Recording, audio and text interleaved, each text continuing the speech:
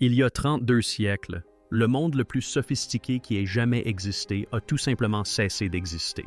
Ni lentement, ni avec grâce. En l'espace d'une seule génération, les grands complexes palatiaux de la Grèce minienne furent réduits en cendres. L'Empire hittite, qui avait tenu tête à l'Égypte à Cadès, disparut si complètement que les civilisations ultérieures oublièrent jusqu'à son existence. Ugarit, capitale commerciale de la côte levantine, fut réduite en cendres alors que ses dernières lettres, empreintes de désespoir, étaient encore en train de durcir dans le four. L'Égypte survécut de justesse et ne s'en remit jamais. Pendant des siècles, les érudits désignèrent par un nom la force à l'origine de cette catastrophe, les peuples de la mer. Mais un nom n'explique rien. D'où venaient-ils? Qu'est-ce qui les a motivés? Et qu'est-il advenu d'eux ensuite? Pendant longtemps, ces questions ont été posées. Les outils pour y répondre n'existaient tout simplement pas. Puis l'ADN ancien est entré en scène. Et ce qu'il a révélé était bien plus humain et bien plus extraordinaire que quiconque ne l'avait imaginé. Pour comprendre ce qui a été perdu, il faut d'abord comprendre ce qui existait. Et ce qui existait au milieu du deuxième millénaire avant Jésus-Christ était quelque chose que le monde n'avait jamais vu auparavant et qu'il ne reverrait pas pendant des siècles après sa destruction. Imaginez un navire marchand quelque part en Méditerranée orientale vers 1300 avant Jésus-Christ. Dans sa cale, des lingots de cuivre de Chypre, de l'étain des montagnes d'Afghanistan, de l'ambre de la mer Baltique, de l'ivoire d'Afrique, de la poterie de Grèce, des céréales d'Égypte. Un seul navire transportant la production matérielle de la moitié du monde connu. Nous savons que ce navire a existé, car des archéologues l'ont remonté des fonds marins au large des côtes du sud-ouest de la Turquie en 1984. L'épave d'Uluburun, un navire marchand de 15 mètres dont la cargaison représentait pratiquement toutes les grandes civilisations de la fin de l'âge du bronze, y compris des preuves d'un équipage multinational capable de converser dans les langues d'un monde interconnecté. Ce navire n'est pas une anomalie. C'est un symbole. Au 14e et 13e siècle avant Jésus-Christ, les grandes puissances de la Méditerranée orientale avaient bâti quelque chose de véritablement sans précédent. Un système. L'Égypte au sud-ouest, l'Empire hittite dominant l'Anatolie, la Grèce minée au nord-ouest, Babylone et l'Assyrie à l'est, et des royaumes plus petits mais prospères comme Ugarit assurant la liaison entre ces puissances. Ces dernières commerçaient, correspondaient et s'alliaient par mariage. Nous le savons grâce aux 350 tablettes de forme Cunha découvertes à Amarna, en Égypte, qui conservent la correspondance diplomatique de cette époque. De grands rois s'appelaient « frères », négociant des accords commerciaux, demandaient des cargaisons d'or et se plaignaient lorsque celles-ci étaient insuffisantes. La langue de toute cette correspondance était le babylonien, non pas parce que Babylone dominait les autres, mais parce qu'une langue diplomatique commune avait naturellement émergé au fil des siècles de contact. Ce détail à lui seul témoigne de l'intégration profonde de ce monde.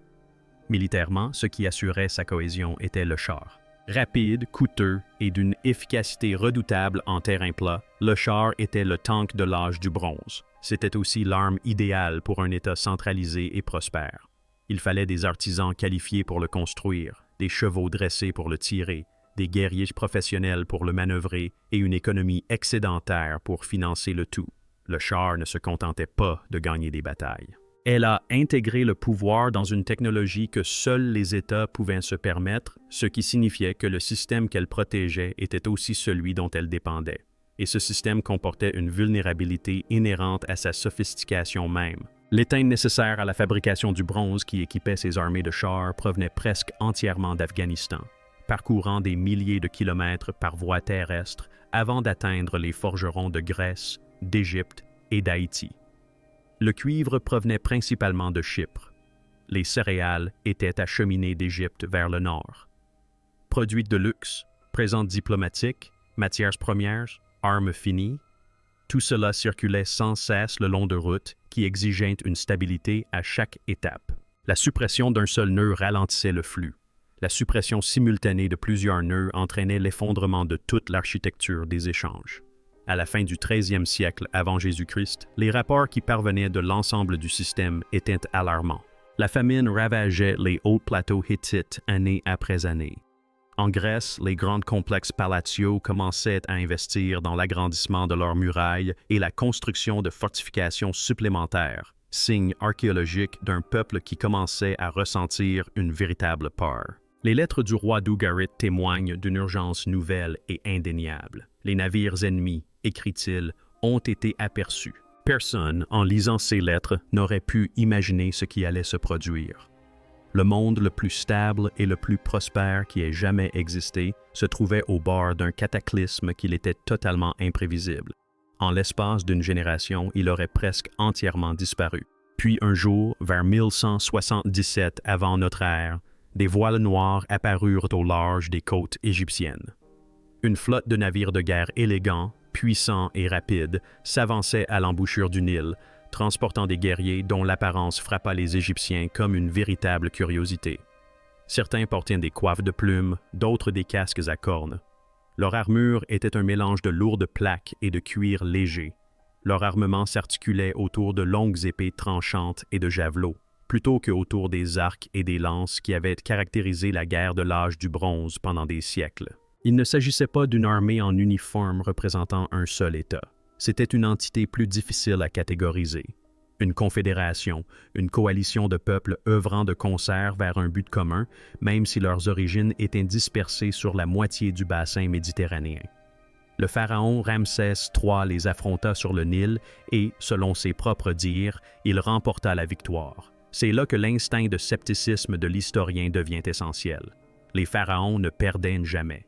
Les inscriptions monumentales gravées sur les murs du vaste complexe funéraire de Métanet Habou Ramsès III décrivent une victoire égyptienne totale et glorieuse, dans le langage employé par la propagande royale égyptienne depuis 1000 ans. L'ennemi est écrasé, le pharaon triomphe, les dieux sont satisfaits. Ce qui rend le récit de Métanet Habou si particulier, ce n'est pas son triomphalisme, mais l'ampleur de la menace qu'il se sent obligé de décrire. D'après l'inscription, aucune terre n'avait pu résister à ces envahisseurs. Ils avaient déjà ravagé Hatti, Karamèche, Arzawa et Alachia, laissant derrière eux une traînée de destruction qui correspond aux vestiges archéologiques des civilisations effondrées de toute la Méditerranée orientale jusqu'aux portes de l'Égypte. Un pharaon qui remportait véritablement la victoire n'avait pas besoin d'expliquer avec autant de précision la dangerosité de l'ennemi. Les groupes nommés, gravés sur ces bas-reliefs, n'ont cessé d'intriguer les érudits depuis lors. Les Pélisettes, les Tchèques, les Chechèches, les Déniotes, les Wés. 5 peuples cités dans le récit de 1177 avant notre ère, faisant partie d'une liste plus vaste de 9 ou 10 groupes apparaissant dans diverses sources égyptiennes sur plusieurs décennies.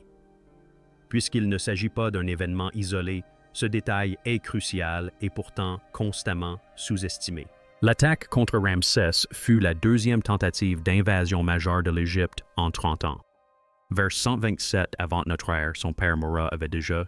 Ils repoussèrent une force combinée de Libyens et de peuples de la mer, notamment les Shiran, les Chechèches et les Luka, aux approches occidentales du delta. Les peuples de la mer ne sont pas apparus soudainement, de nulle part. Ils représentaient une pression qui s'était accumulée pendant des décennies, figurant dans les archives égyptiennes sous les noms de pirates, de mercenaires, de pillards, et finalement comme une migration massive qui ressemblait étrangement à une véritable invasion. Les bas-reliefs de Métanet Habou conservent un détail d'une importance particulière. À côté des navires de guerre et des combattants, les images montrent des chariots à bœufs chargés de femmes, d'enfants et de biens. Il ne s'agissait pas uniquement de bandes de pillards en quête de butin et d'une retraite rapide. Certains de ces peuples se déplaçaient, emportant tous leurs biens, à la recherche d'un lieu où s'installer durablement. Ce que les sources égyptiennes ne peuvent nous révéler, c'est le point de vue inverse. Elles sont inévitablement empreintes d'une propagande triomphaliste égyptienne et entièrement écrite par la civilisation que ces peuples cherchaient à intégrer ou à détruire. Les peuples de la mer n'ont laissé aucun écrit, aucune inscription, aucun récit de leur motivation ni de leurs convictions. Pendant la majeure partie de l'histoire, tout ce que nous savons d'eux nous est parvenu à travers le prisme de la seule grande puissance qui leur a résisté, une puissance qui, malgré sa victoire revendiquée sur le Nil, allait sombrer lentement dans l'insignifiance au cours des siècles suivants. L'Égypte a survécu au peuple de la mer, mais elle n'a pas survécu à ce qui a suivi. Le débat sur l'identité des peuples de la mer est presque aussi ancien que l'étude moderne de l'histoire ancienne elle-même. Lorsque l'égyptologue français Emmanuel de Ruge employa pour la première fois l'expression « peuple de la mer » en 1855 pour décrire les nations représentées à Medinet Habu, il soulevait un problème autant qu'il en résolvait un.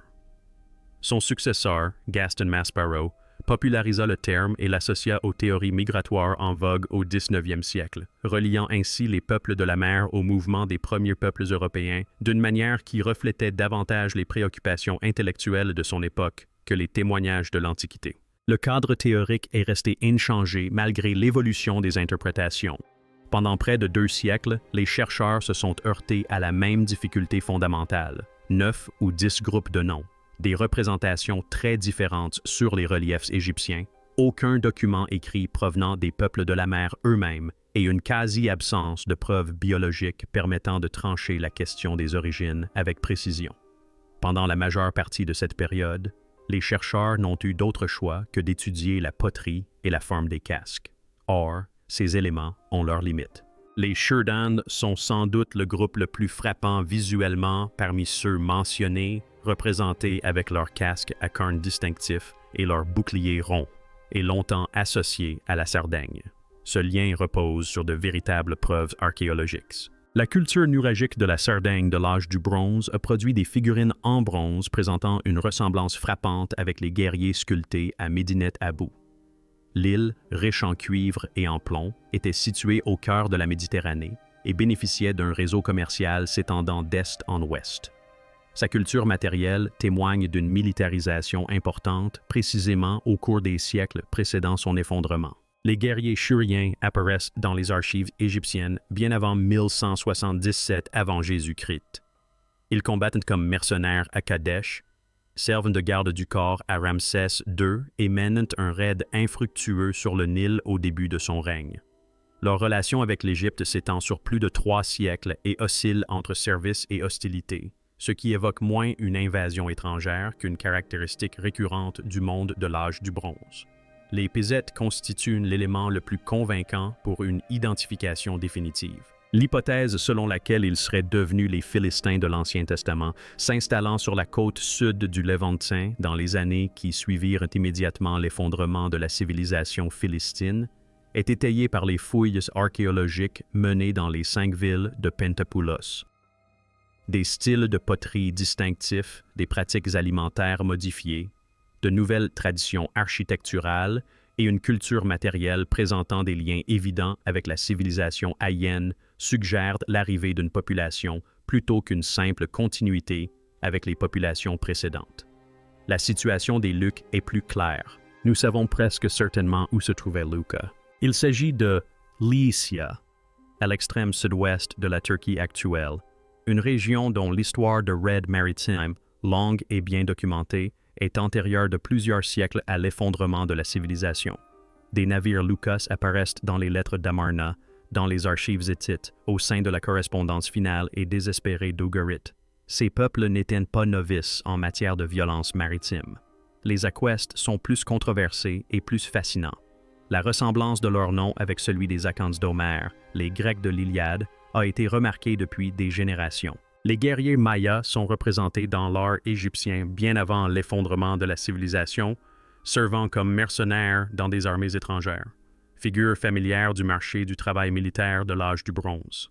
La question de savoir si les Aquestes représentent des Messéniennes déplacés, des pillards opportunistes venus d'Aïan ou quelque chose de plus complexe demeure un mystère. Ce caractère incertain imprègne tout le processus. Sans preuve biologique, chaque identification n'était, au final, qu'un argument plausible. Convaincant par endroits, frustrant par son caractère circonstanciel partout ailleurs. L'ADN allait changer la donne. Mais avant cela, il fallait répondre à une question plus urgente. Non pas qui étaient les peuples de la mer, mais ceux qui avaient poussé un monde entier au point de rupture et les avaient engendrés. C'est là que le récit simpliste se fissure complètement. Longtemps, on a eu tendance à considérer les peuples de la mer comme l'explication de l'effondrement de l'âge du bronze. Une force arrive, les civilisations s'effondrent, le lien de causalité est établi. C'est un récit simpliste, mais presque certainement erroné, ou du moins dramatiquement incomplet. Plus les archéologues et les scientifiques ont examiné attentivement les preuves, plus il est devenu évident que l'effondrement n'était pas dû à un seul événement, mais à une réaction en chaîne, une défaillance systémique résultant de crises successives survenues plus rapidement qu'il n'était possible d'en résoudre une seule. Commençons par le climat. Ces dernières décennies, la paléoclimatologie a apporté au débat sur l'effondrement des éléments qu'aucune analyse de la céramique n'aurait pu fournir. Les échantillons de pollen prélevés dans les lits lacustres de la Méditerranée orientale dressent un tableau cohérent. À partir d'environ 1200 avant Jésus-Christ, la région a connu une sécheresse prolongée et intense. Les précipitations ont chuté de manière significative sur de vastes étendues. Dans de nombreux endroits où les cultures avaient permis de nourrir des populations denses pendant des siècles, le sol s'est désertifié.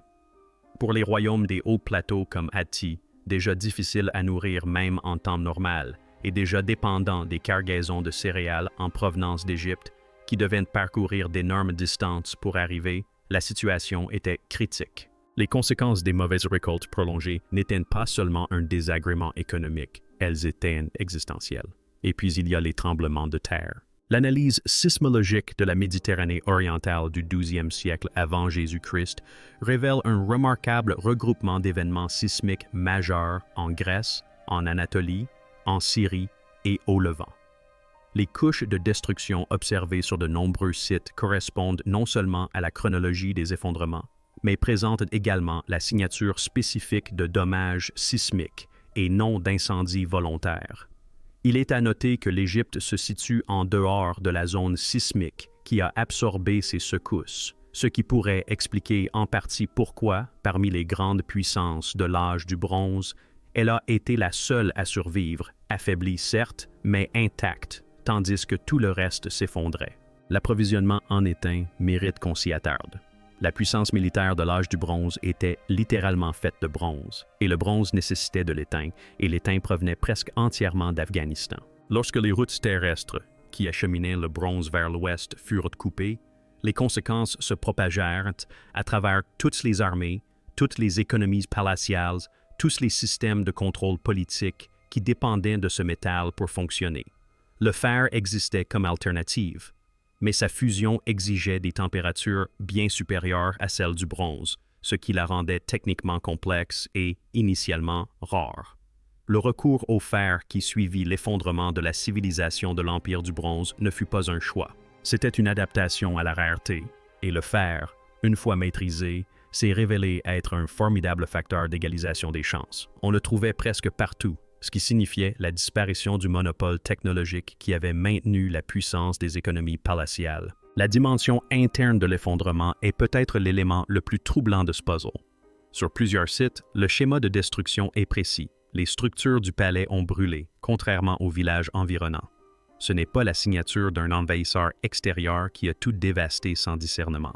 C'est la signature de gens qui savaient exactement ce qu'ils voulaient détruire. Les populations qui avaient soutenu les économies palatiales par des générations d'impôts et de conscriptions, voyant désormais ces économies incapables de les protéger de la famine, des tremblements de terre et des raids, ont pu tirer leurs propres conclusions quant à l'origine du problème. Il en résulte une image où les peuples de la mer étaient autant un symptôme qu'une cause. Des populations déjà déplacées par la sécheresse, libérées de l'autorité palatiale effondrée ou prises au piège d'un vide de pouvoir créé par la défaillance simultanée de toutes les forces stabilisatrices majeures de la région. Des loups, certes, mais des loups tournant autour d'une bête blessée, non d'une bête en pleine santé. Le monde que les peuples de la mer ont attaqué était déjà en train de s'autodétruire. Ils sont arrivés au moment de leur plus grande vulnérabilité. Et dans certains cas, ils fuyaient peut-être le même désastre qu'ils semblaient provoquer.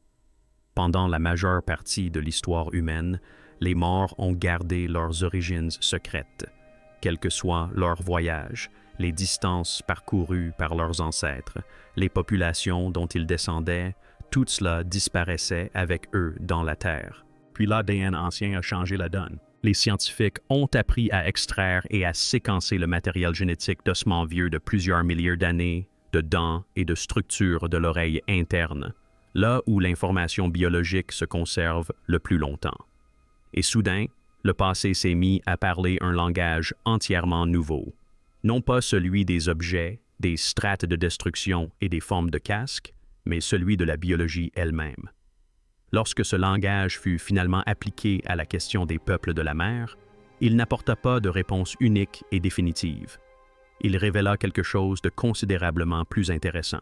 L'étude génétique la plus importante ayant abordé directement la question des peuples de la mer s'est concentrée sur les Philistins, le groupe présentant les arguments archéologiques les plus solides en faveur d'une origine liée à la mer. Des chercheurs ont extrait de l'ADN ancien d'individus enterrés dans les couches les plus anciennes d'Ashkelon, l'une des 5 villes du Pentapoulos philistin, couvrant la période allant de l'âge du bronze à l'âge du fer. Ce qu'ils ont découvert, c'est un signal clair et sans ambiguïté d'ascendance européenne dans les plus anciennes sépultures philistines.